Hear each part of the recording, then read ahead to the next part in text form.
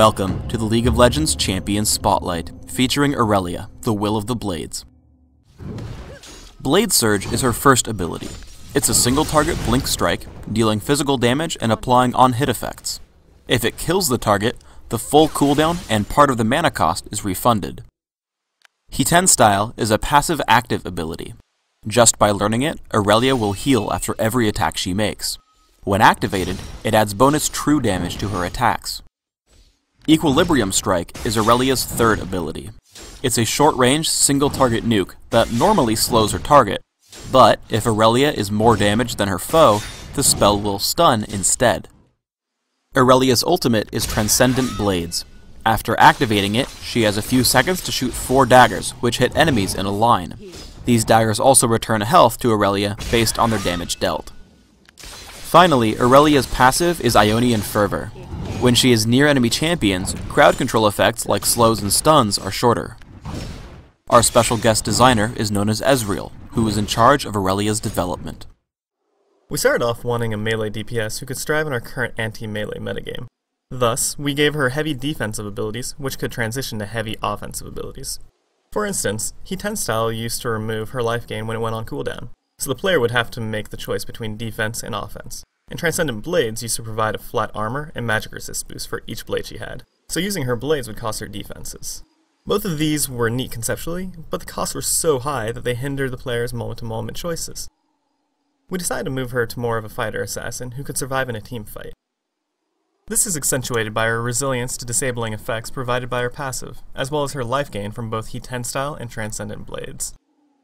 Also, I'm a big fan of item choices impacting playstyle, so we made sure that Irelia had multiple build options. For example, Irelia becomes an amazing chaser by purchasing a Frozen Mallet, a great burst assassin by going standard damage items, and my personal favorite, Irelia can become a lifesteal tank by getting a Spirit Visage in either attack speed or lifesteal items. I set up Irelia as a jungler. I have attack speed everywhere except flat armor seals, with 2109 masteries, smite, and ghost. I open up with an elixir of fortitude and 5 health potions. For your jungle pattern, take out the wolf camp with smite, and use He-10 Style to clear the golem camp as well. Immediately run to the enemy lizard camp, but run around the far side because it's safer if your enemies use wards, and you have the possibility of ganking the opposing jungler depending on his pattern.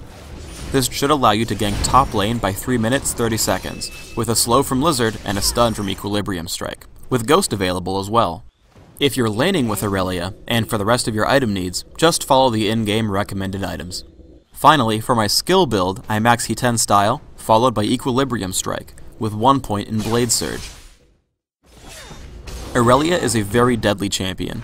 I run into the enemy jungle to find Udyr, and when I do, I'm able to kill him in a direct 1v1. However, the difficulty when ganking enemy junglers is that their teammates are closer than yours. Though I kill Udyr and dodge Corki's first missile, I fail against Lux's Lucent Singularity, giving her the golem buff.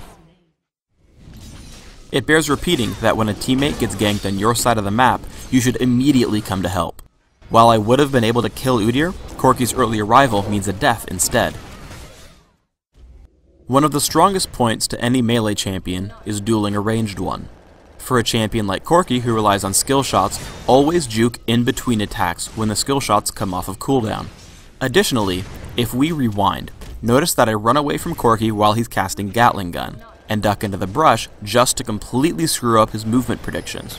Once Valkyrie is down, I know that I can jump on him and crush. Positioning in a teamfight is extremely important. Noticing my teammates grouping up on the ramp, I take the long way around so I can hit the squishy targets and back. One of Irelia's main strengths is controlling and sticking to single targets, so I force Lux to flash, pick her up when she comes back in, and jump immediately to Misfortune for the double kill.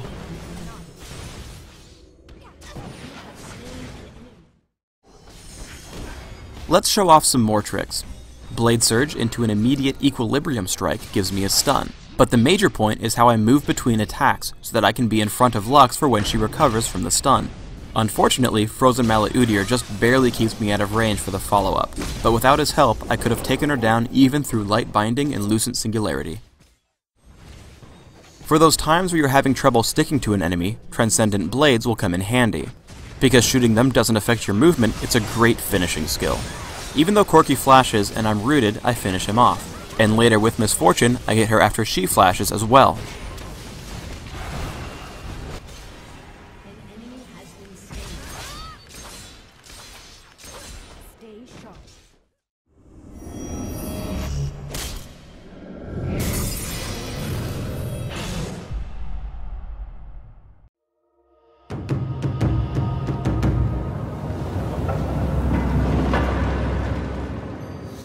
Thanks for tuning in to the Irelia Champion Spotlight.